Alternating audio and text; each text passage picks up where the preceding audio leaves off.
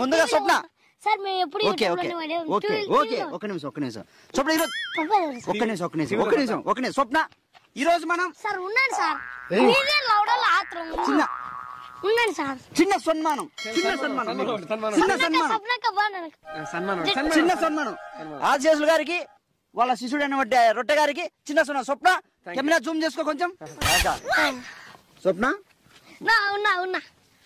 కా కొంచెం జూమ్ చేయ మొహం బాగుంది ఫోటోలు కూడా రాకు ఫోటోలు కూడా